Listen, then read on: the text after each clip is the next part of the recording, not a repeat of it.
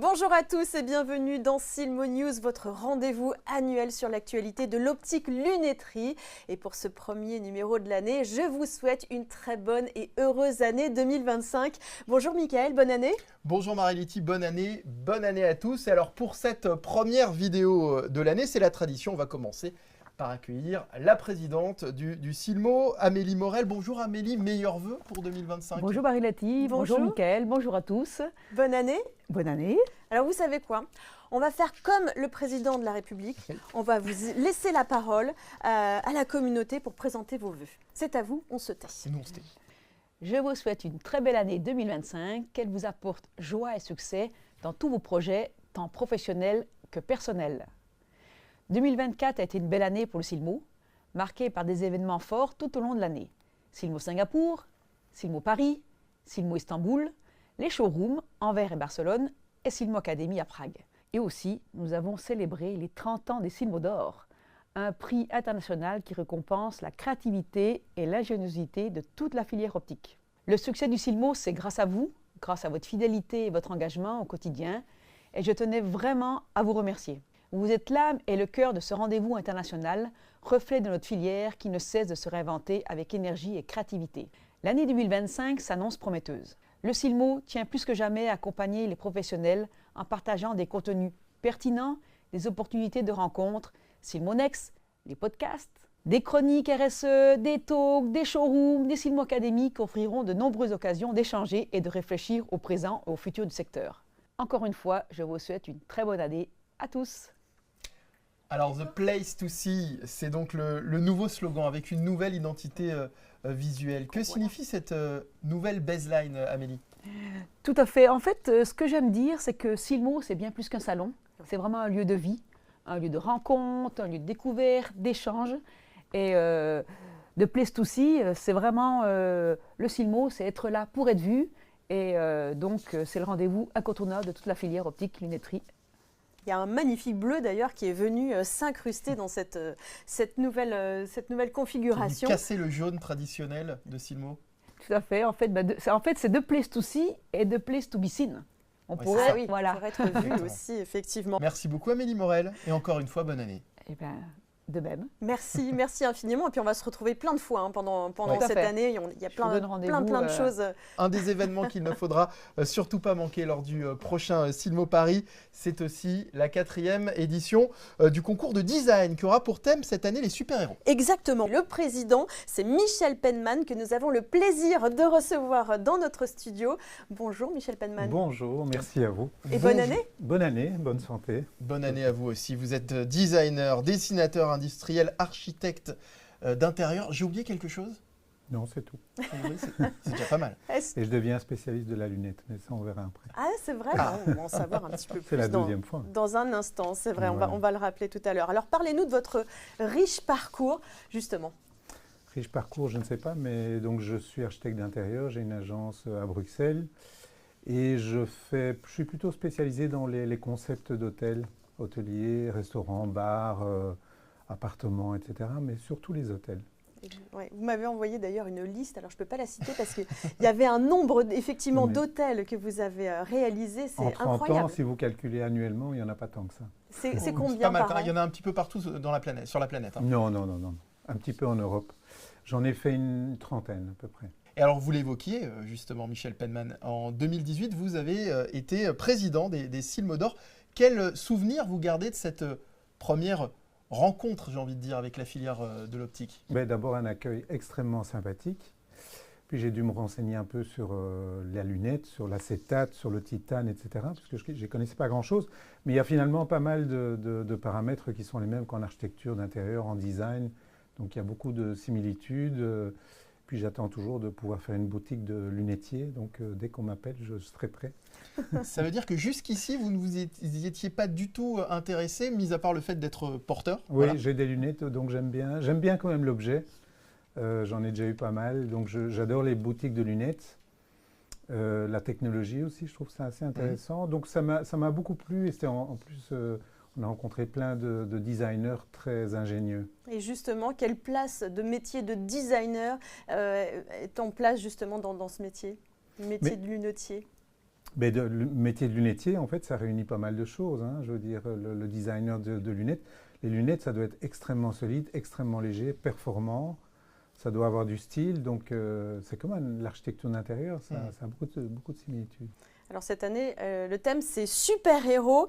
Qu'est-ce que ça vous dit? Ça vous parle justement ce thème? Mais moi, ça me parle directement et ça me fait penser à la bande dessinée ou les films du futur qui sont passés dans les années 50-60. Il y a pas mal de lunettes dans tous ces films déjà qu'on a vus. Donc il y aurait un côté vintage alors? Oui, voilà, oui, c'est ça, un côté vintage. Mes super-héros, moi je verrais bien mes enfants, je leur poserais bien des questions qui me dessinent des lunettes, ça peut être vraiment génial, quoi. Ouais, vous pensez que les enfants seraient plus créatifs? Ils seraient certainement plus créatifs que les adultes. Ah, intéressant. Nous, on a des enfants, si vous voulez, on oui, vous les prête. On va les payer. C'est bien.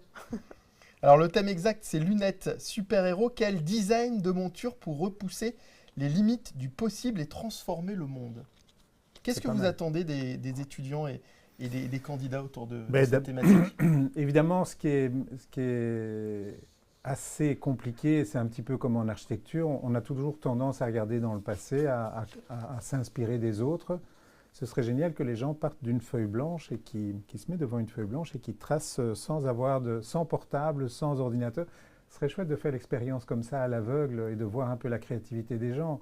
Il y a aussi l'intelligence artificielle. Il y a pas mal de gens qui vont utiliser l'IA pour trouver un modèle qui n'existe pas ou qui n'est pas fort visible. Donc, je pense qu'il y a beaucoup de choses qui vont être utilisées, mais j'aimerais bien que les gens utilisent leur cerveau et leurs mains, quoi. Oui, vous encouragez, ceci dit, à utiliser l'IA pour justement s'inspirer? Alors, je n'ai pas envie de faire le vieux et de dire qu'il ne faut pas l'utiliser, mais au bureau, par exemple, chez nous, j'aime bien qu'on parte d'une feuille blanche.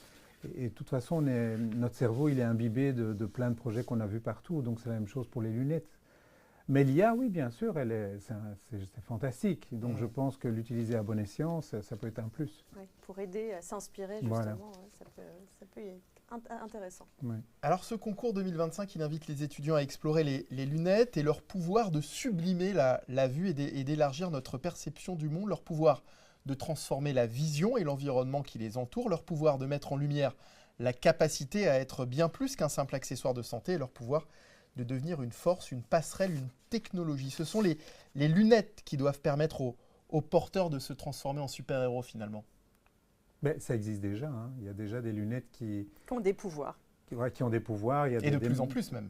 Voilà, exactement. Il y a des marques de voitures qui ont, pour les motards par exemple, ils indiquent la vitesse, le point GPS gauche-droite. Il y a des lunettes qui se teintent, bon ça existe déjà depuis longtemps, qui se teintent automatiquement. Il y a la focale qui peut changer. On peut maintenant téléphoner, répondre et voir, avoir des messages et SMS sur les lunettes. C'est déjà un super-héros, hein, c'est déjà pas mal. C'est-à-dire qu'avec l'avancée finalement de la technologie, de ce que permettent aujourd'hui les lunettes, elles offrent de plus en plus de pouvoir justement aux porteurs? J'ai jamais vu personne avec des lunettes connectées ou des choses comme ça, mais ça existe puisque je me suis renseigné un petit peu, j'ai lu pas mal de choses là-dessus. Vous pourrez le voir d'ailleurs sur l'espace Silmonex. Oui, il y a plein de choses. J'espère. L'espace dédié à la futurologie. C'est intéressant, oui, non, je pense que c'est fantastique.